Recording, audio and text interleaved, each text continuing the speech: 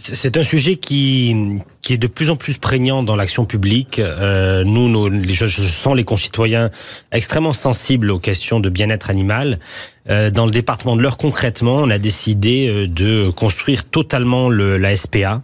Construire, c'est-à-dire construire un nouveau centre. Vous avez financé on va financer le département totalement la construction d'un nouveau centre. On s'est rendu compte que le centre actuel était totalement indigne pour pouvoir accueillir dans des bonnes conditions les animaux et les associations qui y travaillent. Donc le département de l'Eure finance le nouveau local de la SPA. Voilà, pour pouvoir accueillir offrir confortablement des conditions les animaux dignes aux animaux, au milieu associatif qui travaille d'arrache-pied sur ces enjeux-là. Et donc le projet a été validé, il sera dans l'agglomération d'Évreux. Et ça sera un projet très ambitieux qui était d'ailleurs une de nos promesses de campagne en 2021 et que nous avons tenu puisque nous avons choisi le terrain et porté le projet. C'est quand même un comble. Baptiste Ménard ne savait pas, en faisant son coup de gueule mais contre les abandons, qu'il allait politiquement servir... vous ne savez pas spécialement, mais Thomas. Nous sommes, Jonas et moi, amis dans la vie, un peu comme un duo de... Jonas est Lord Sinclair et je suis Danny Wilde d'Amicalement Vôtre. Je vais un petit peu atténuer les propos de mon voisin de droite. Oui, c'est le cas de le dire. Je pense qu'il faut que l'on garde de l'espoir dans les retombées de ces JO. Je partage l'avis de Jonas, c'est difficile pour les Parisiens. Il y a moins de touristes que prévu quand même. C'est difficile pour tous les professionnels, c'est difficile, y compris chez moi en Normandie, la météo a été en plus très mauvaise.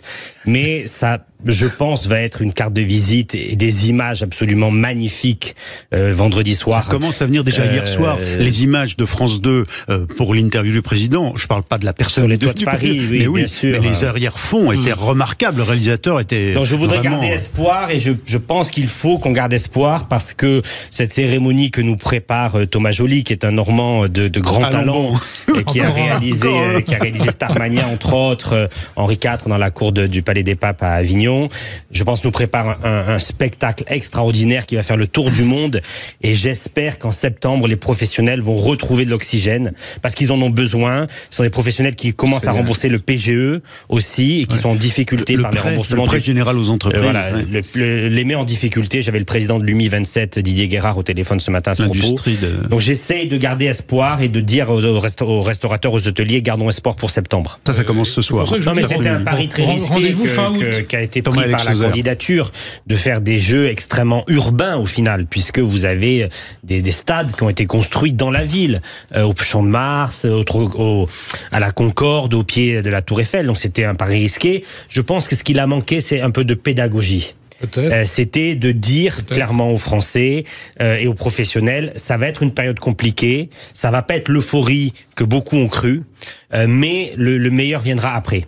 Et cette pédagogie, je pense qu'elle a manqué le meilleur viendra de la part... parce que après quoi? En réalité, c'est l'exemple de Londres. Londres en 2012, j'en ai parlé avec Christian Monteil, le patron d'Atout France, etc. Londres en 2012, la ville était déserte. Mais dans les années 2013-2014 qu'on suivit Londres, on se souvient de cette image incroyable de la reine d'Angleterre sautant d'un hélico avec Daniel Craig, etc.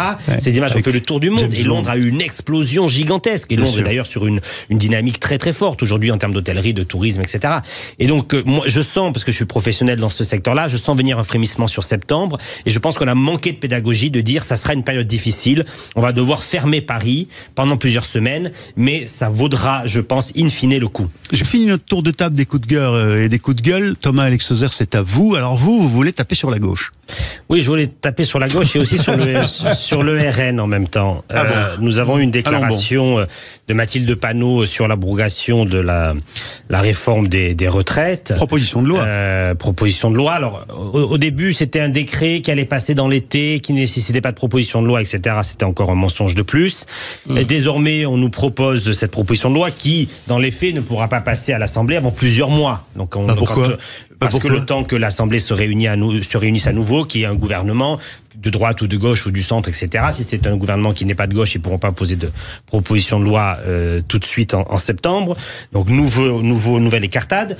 Et là, désormais, on nous propose cette proposition de loi qui sans les voix du RN, n'a aucune chance de passer. Oui, mais aucune chance de passer. Thomas, vous Donc permettez... pour moi, c'est une complicité. C'est un jeu de dupes sur des programmes qui en réalité sont les mêmes, de cette promesse folle de la retraite à 60 ans, tenue par l'extrême gauche et tenue par l'extrême droite. Et pour moi, les deux extrêmes se rassemblent et s'assemblent. Bon, mais alors, et ça en est la démonstration. Quelqu'un verra les attendus, on ne sait pas encore. Je pense qu'on va avoir un très gros problème de compréhension de la part du grand public.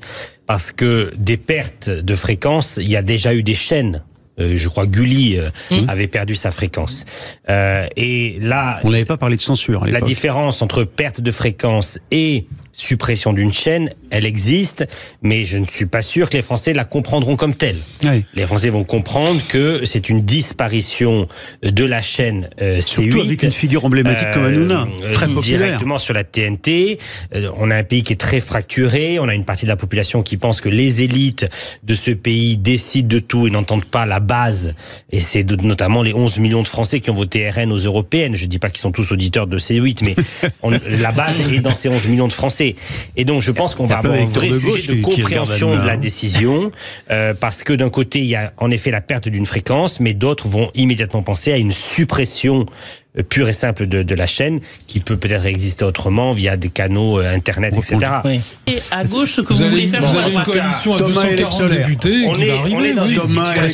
On est dans une situation qui résulte malgré tout du choix des Français. Le centriste. Les Français ont voulu cette situation. Alors bien évidemment, les 200 désistements ont beaucoup aidé à voir l'Assemblée telle qu'elle est aujourd'hui. Mais mine de rien, il n'y a aujourd'hui que la droite qui a pris de la hauteur, qui a travaillé, les deux groupes au Sénat et à l'Assemblée, qui ont proposé des textes de loi, des idées fortes, posé des lignes rouges. Moi, je suis ahuri de voir le silence de leur programme de campagne. Au-delà de leur programme de campagne. Et je suis ahuri du silence, admettons, de François Hollande, qui a été quand même président de la République, qui connaît les enjeux financiers, qui connaît la crise dans laquelle nous sommes et qui nous attend demain si jamais les créanciers, les pays étrangers, la bourse, les marchés nous tombe dessus.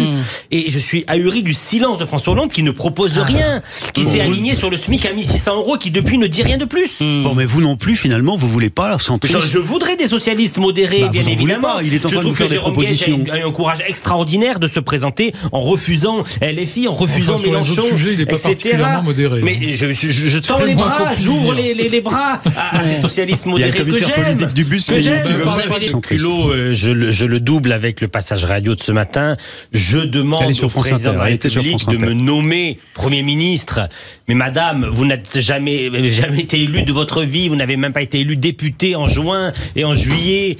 C'est quand même hallucinant. Je demande au président, et en plus de dire ce matin, il est impossible de travailler avec le camp du président. Je suis désolé, il y a deux cas de figure possibles. Soit la gauche modérée s'entend avec le camp du président et ils font des textes de loi ensemble que la droite votera ou votera pas. Soit il y a un plus large rassemblement sur des textes précis. Mais on ne peut pas dire vouloir être Premier ministre et dire au camp du président impossible, je cite, impossible de travailler avec vous. Bon.